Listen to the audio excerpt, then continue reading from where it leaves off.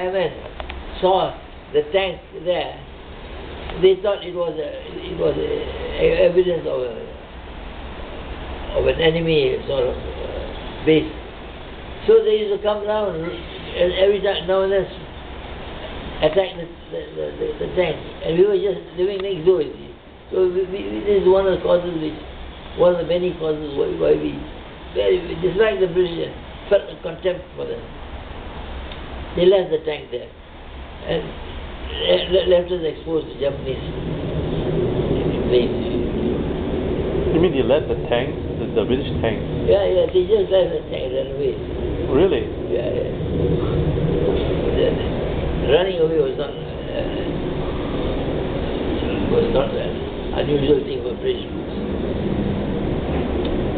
On one occasion, I saw a two-winged biplane, Japanese, coming low, and in our bungalow there was a little tower, old Chinese, where they had a little watch tower on top. We were at that watch tower. To our horror, we found the plane coming, and we could see the Japanese pilot's face, and he did not show any antagonism. He just said, and we looked at him and were scared. We were scared out of our wits. You could see he is pilot in his cockpit. He just passed by and went on to show. Maybe he was just wanting to report. After such incident, we decided that we had to go to town. Town was the only place we could get shelter because the planes were coming and machine gunning, and they dropped two big bombs at Newton Circus. Oh.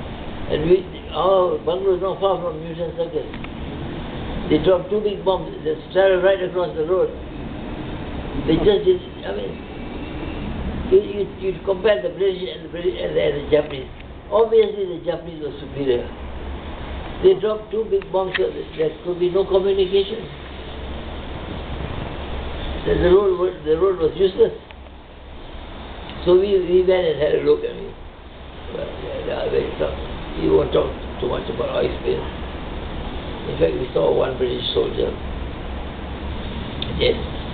on the verge of this big hole. And one of us went to him. We thought we could ask him something. We went over and one of us touched him and he chopped over. He was dead, standing. Apparently the gun balanced him on the edge of that. Huh. Just when we touched him, he just toppled over. Oh, he's dead already? Well, dead, of course, he's dead already. Oh. So we had experiences like that. Huh. Terrible experience. Then we decided we'll go down to town. And after some difficulty, we managed to steal a lorry. The lorries are lying all over the place unkept. So we stole the lorry, put all our barang in the lorry, cranked up the lorry. We saw planes flying over. They were not interested, of course. They were just flying over Japanese planes. But were there a lot of bombings in Singapore? Of course. Very, very severe. Is that right? Because I heard one report that they said that there wasn't much bombings in Singapore and not much damage was. Rubbish. Plenty of bombs. We went through several areas which had collapsed. We could not drink water because the water was contaminated by the decaying bodies. Singapore was bombed very badly. Especially towards the town. Oh, but how is it the City Hall and the Empress Place, they seem to still be intact? I think the Japanese didn't think it was bombing this building. They were bombing those places. They were trying to panic the civil population. All those shop houses along Longridge Road and all those. Several houses, Gilang Road, several houses have. It's not like what do you call it? Things like happening in Japan today, everything flattened. Every few And there are so stories of people who hid under the staircase and the whole house collapsed and they were saved. You know, the strongest building, strongest portion of the house. You know the normal row of houses you find. The strongest portion was the staircase. It was all cement. Many people hiding under the staircase escaped. The whole house was collapsed. Yes, that was quite. They did not think of the buildings, you know, because they were going to use the buildings. So they didn't pay much attention. They bombed roads to knock out the communication. They bombed Kallang Airport. They bombed Kallang to stop, when they came, to stop the British using the airport. But I could have told them, if I was in communication with them, it's no use bombing Kallang Airport because there are no British planes. The British planes just flew away from Singapore. When they knew that Singapore was bombed going forth, they flew away. And there were only a few, say about 9 hurricanes or something like that, just to show you flying round and round to show the people that there was some kind of, but that was just a bit of show off. Then they went off, they flew back to wherever they were. So we went to town. And because my brother was working in the Hong Kong and Shanghai Bank. Okay, we went to town. Was it my brother? No, not my brother. My father had been working out. He was a former Hong Kong bank. But he had passed away. We were recognized as being part of the community. You know. We went and found shelter at the basement of the Hong Kong bank.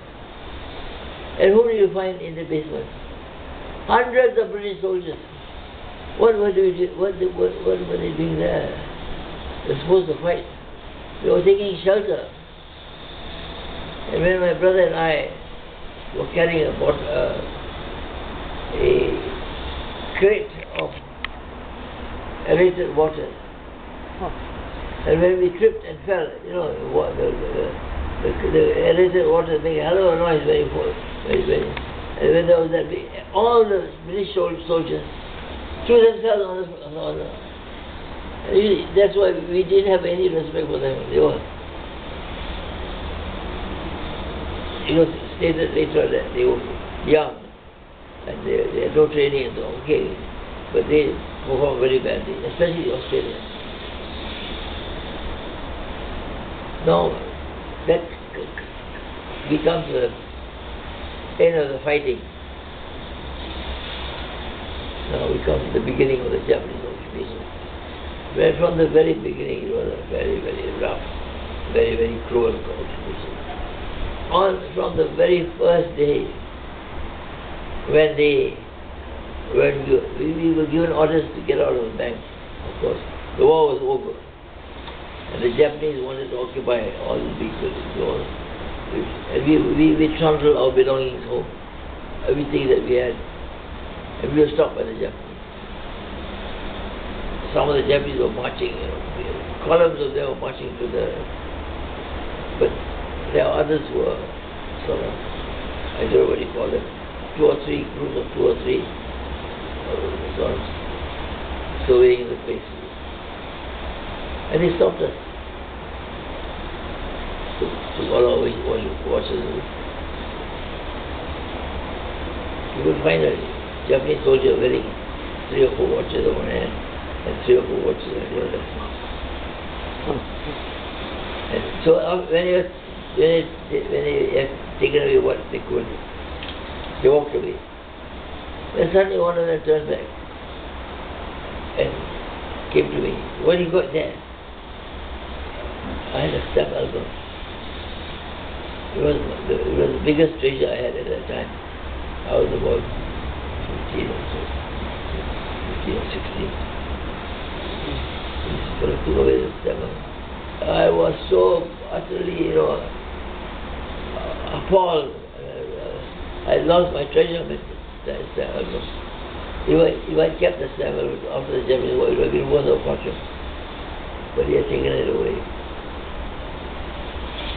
And I didn't collect stamps from then on I didn't collect stamps until I became an ambassador. When opportunity came, I started becoming a stamp collector again. Now we went back to our boarding home. I had some adventures. One of us fell from the roof because the roof had been damaged by bombing. We said there was no bombing, but that my idea. The roof had been damaged. And he had gone up to the bed room and he slipped and fell. And we had to look after him. No doctors were daring to come out. But anyway, we looked after him, he recovered. We managed to get a doctor later on. But there was one incident described that. A Japanese person coming and seeing a beautiful Chinese woman. And he approached her. And we said, "You can't have her." He said, "Why?" My husband was around. My husband was terrified. He could not do anything because he had been beaten up by the Japanese. He grabbed the woman. He wanted to rape her, obviously. He wanted to rape her. So he was told by a relative of mine, "You can't rape her." He said, "Why?" He said, "She's having a monthly, she was having a monthly, so you can't rape her." Okay, then he brought her to find out for himself actually whether she was having it. He was satisfied that it was true that she was going through a monthly period. Then he said, "I'll come back again," he said. So he went off. And we immediately packed the woman and the husband off. Away to some other place. But we knew the Japanese were coming away. 5 days time they returned. "Where's the woman?" "Well, she's gone." And he beat my uncle was just because he was the chap who was talking, doing the talking. Beat my uncle with the scabbard of his sword. With a scabbard, not he did not even taken that sword, my uncle would have died. And then we finally decided we had to leave the place, the boarding house. What is it? We went to Katong, went back to Katong.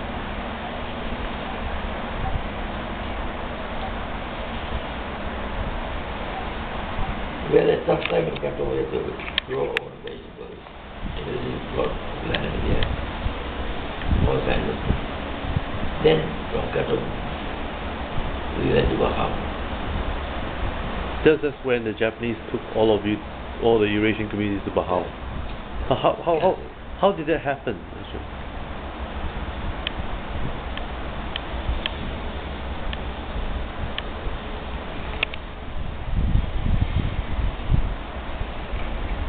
That was the mishappening.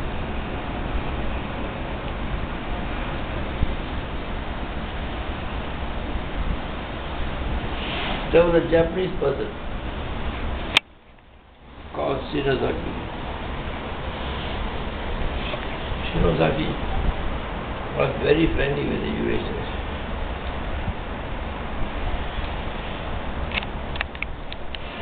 And he knew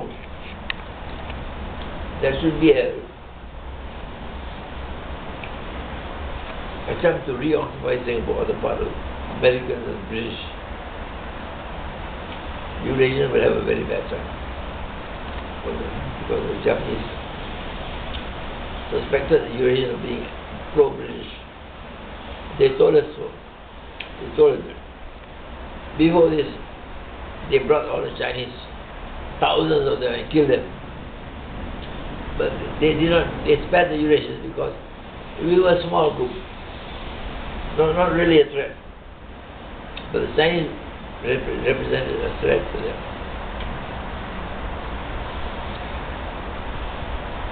So Shinozaki I don't know whether it was Shinozaki or whether the Japanese decided, Japanese command decided, and called the Archbishop, because the Eurasians were Catholic, called the, and together they decided to send the Eurasians to a place in Malaysia, in Malaya, a place called Bahau. So that should there be an invasion, they would send all the Eurasians that we would prepare the place as a refugee place, camp for Eurasians. Should there be, otherwise they slaughter the Eurasians, they kill the Eurasians. So that was a better or a bad job. So they, but it was in Negri Sembilan, and the Negri Sembilan would not have anything. This is not our responsibility. You bring them here from Singapore. It is Singapore's responsibility. You know, at that time it was very difficult to find food. Things were very, very difficult. The Negri Sembilan government said, we have enough problems of our own. We're not going to look after your people. So we were left to ourselves. Many of us died, but nearly 1,000 of us died. Did you see it? Have you seen your own friends die in front of you? Of course, they're dropping like 9 pins. How did it feel? Died of malaria. Basically, malaria. I buried my own grandfather. He died. Was there any last words that he said to you? Did your grandfather say any last words to you before he died?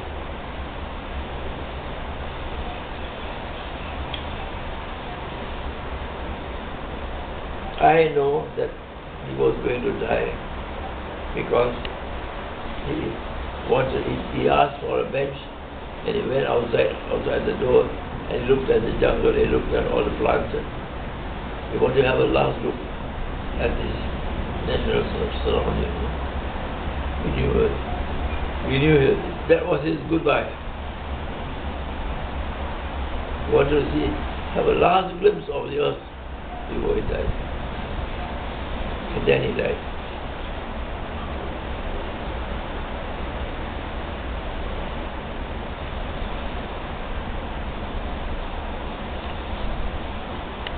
Among the Eurasians that have gone to this place, Labao, is it? Bahau. Were there any other races that came along, like Indians and Chinese, that accompanied? Eurasian Catholic and Chinese Catholic.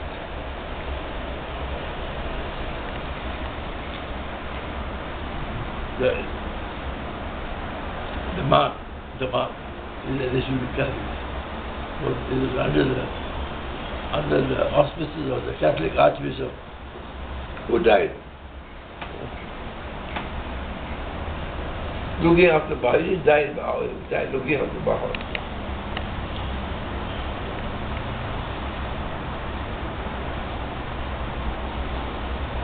Do you have a very close Chinese Catholic friend as well while you were at Bahau?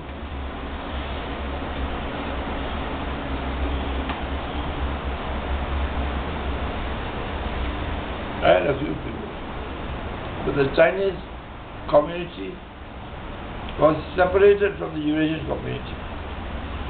They had a plot of land different from the land given to the Eurasians.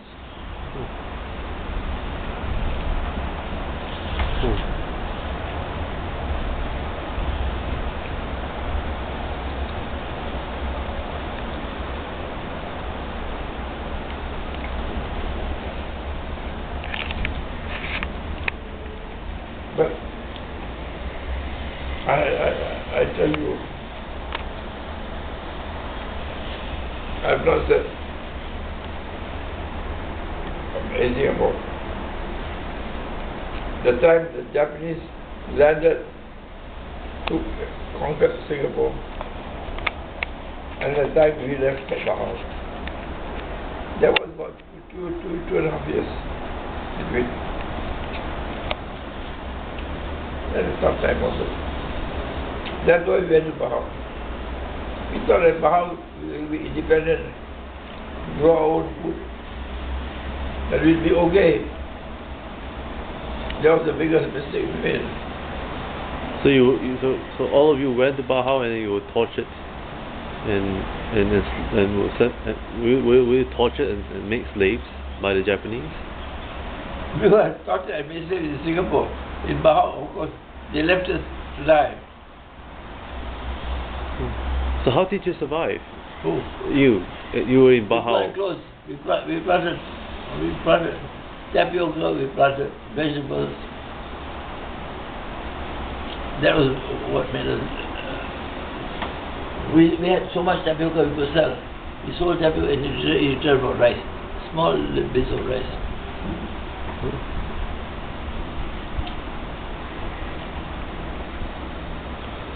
So